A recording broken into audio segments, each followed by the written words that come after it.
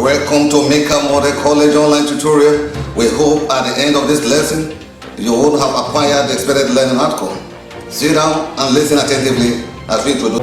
Hello students, you are welcome to another section of English language. And today we shall be treating phrases. What is a phrase? The phrase can be defined as a group of words with or without a non-finite verb that does not make sense and which only forms part of a sentence. A phrase is simply defined as a group of words without a finite verb. For example, A, in the room. When you look at this statement, in the room, it's a group of words. We have in the room. These are words, but in it, there is no finite verb, and it is a phrase. Secondly, we have the beautiful girl.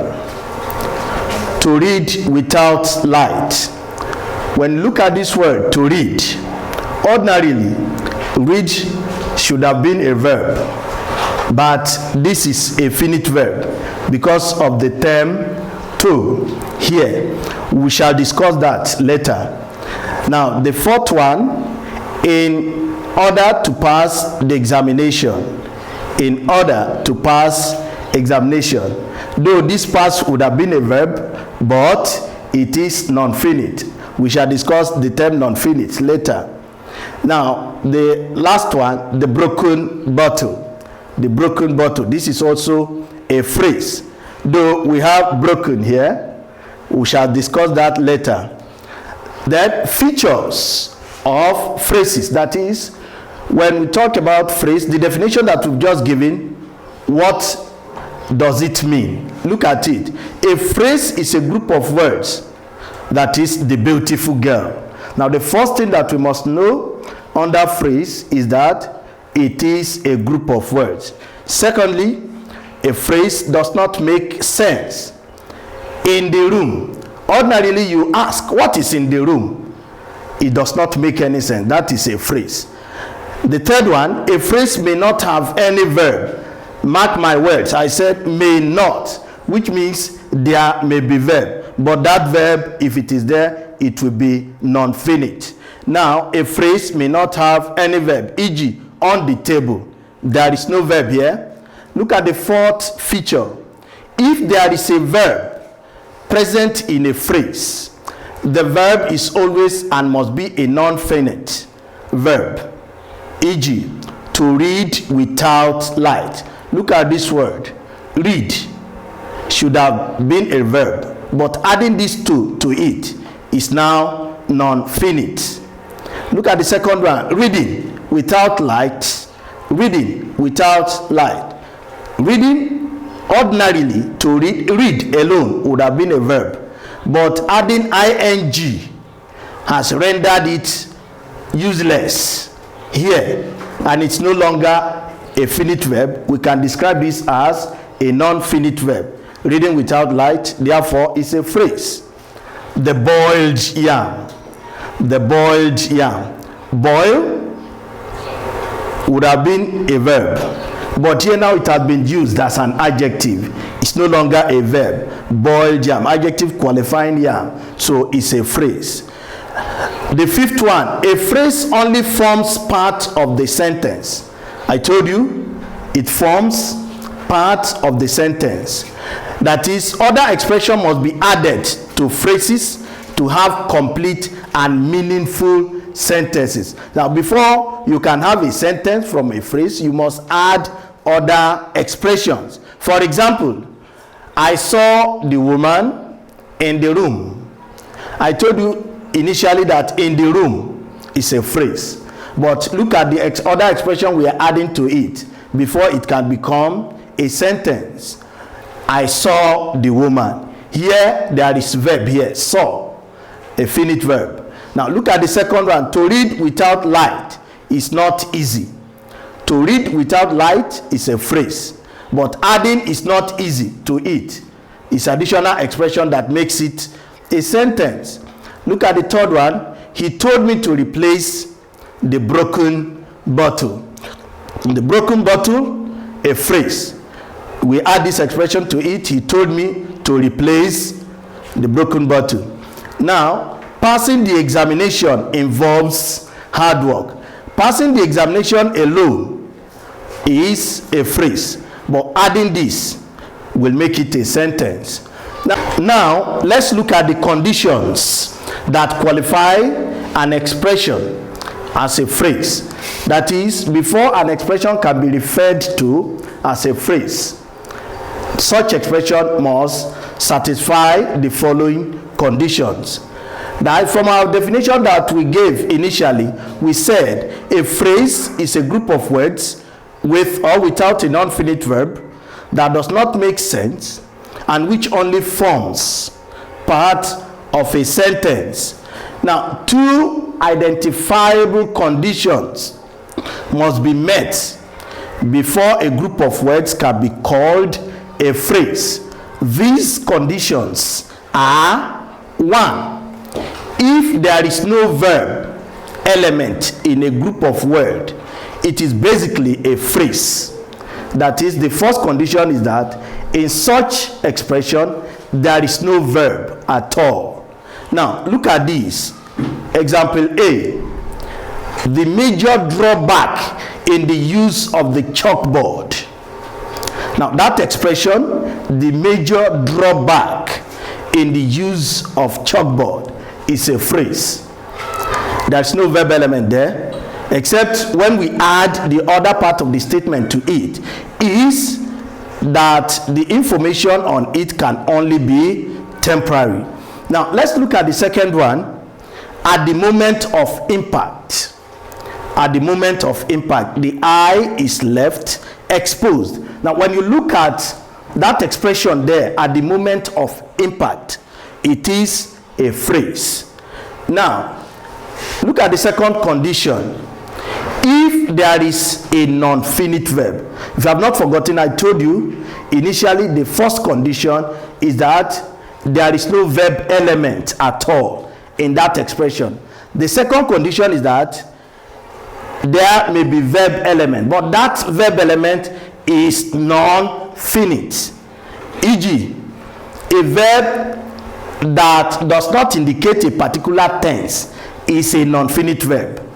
That is, when we talk about non-finite verb, it is a verb that does not indicate any tense. We have different types of tenses. We have present tense, past tense, future tense, the division, simple present, present perfect, they are there. But when you cannot trace any particular verb to any form of tense, it is a non-finite verb. Now, non-finite verb has the following structures. Let us understand. That is, before you can refer to a verb as a non-finite verb, we must understand the following structures of non-finite verb. 1, if the verb in the expression given in the form of ing, look at this word, ing, the verb is non-finite, hence the expression would be a phrase. This is popularly known as verb plus ing format, otherwise known as gerund, is there. Now let's look at the example. Don't forget I said ing, form of a verb. Now, example 1, walking down the road at night. Look at the verb here, walk. You add ing to it. This one has become a gerund. So in this case, it's not a finite verb. Therefore, the expression here, the underlined part of this sentence, is a phrase. Walking down the road at night is very dangerous. Now, look at the second one. Giving to the poor attracts God's blessing. Giving to the poor. The give, adding ing, becomes giving. Giving to the poor. Giving to the poor alone is a phrase. Now, note the following. A, The people who are singing in the bus are Christians. Look at the second one. The people singing in the bus are Christians.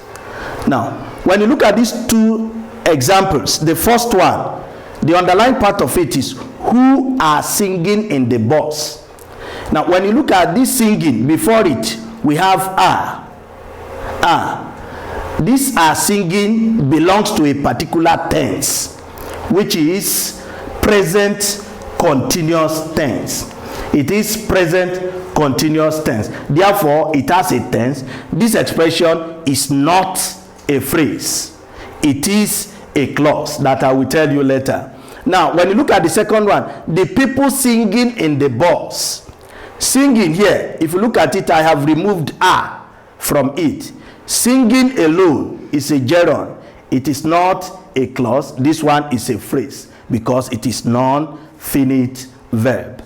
Now, these are the explanation I've made. The second one, if the verb, the second condition, if the verb in the expression given is preceded by the word to.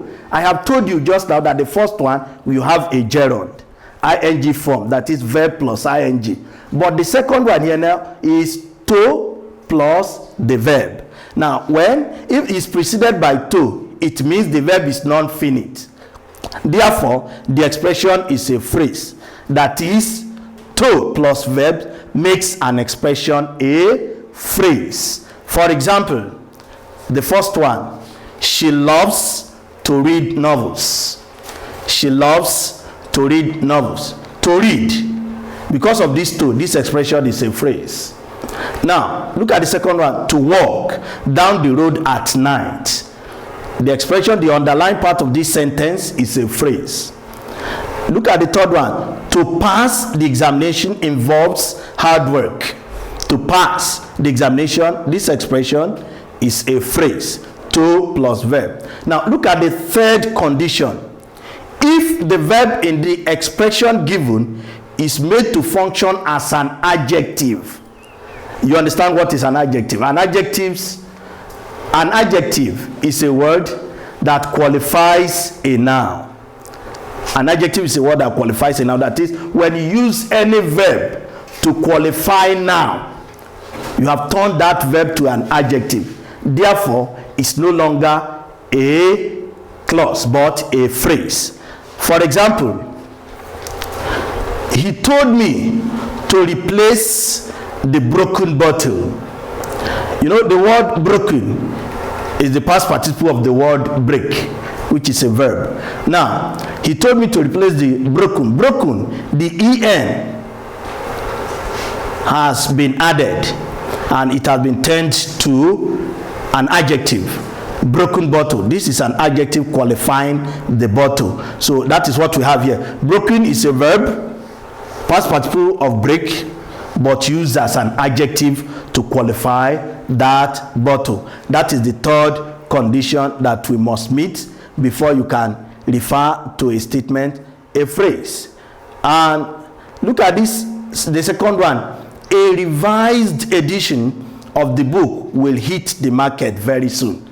When you look at this underlined part, a revised edition, this revised is an adjective qualifying the edition. So is not a clause, but this is a phrase. The expression is a phrase. Now look at the third one. Yomi preferred the boiled yam.